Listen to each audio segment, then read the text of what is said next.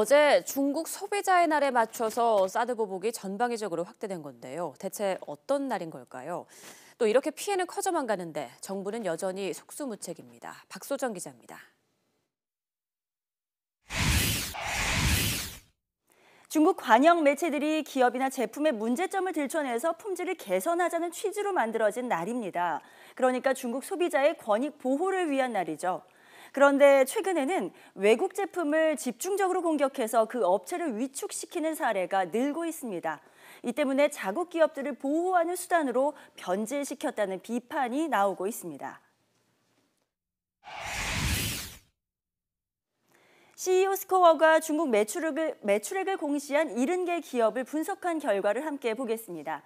지난해 3분기까지 이 기업들의 누적 매출 가운데 중국 매출 비중이 평균 18%에 이릅니다. 비중이 아주 크죠. 특히 중국 매출 비중이 가장 높은 기업은 LG 디스플레이입니다. 무려 70% 가까이에 이릅니다. 이어 오리온, KH바텍, 삼성 디스플레이, SK 하이닉스 등이 상위 10개 기업에 들었는데요. 모두 중국의 의존도가 30%를 넘습니다. 그만큼 중국 정부의 보복 위험에 노출돼 있다는 뜻이겠죠.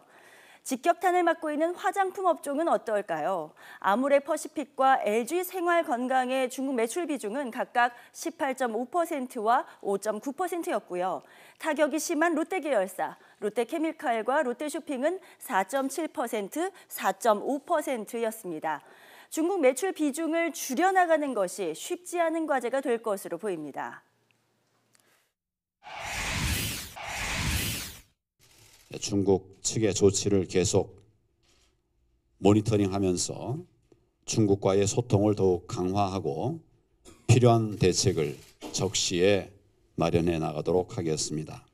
네, 이렇게 적시에 대책을 내놓겠다던 정부. 그런데 그 적시는 대체 언제일까요?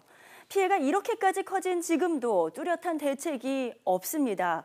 상황을 지켜보고 있다는 말만 반복하면서 중국 정부가 공식적으로 보복을 했다는 증거가 없어서 WTO 제소도 어렵다는 견해를 밝혔죠.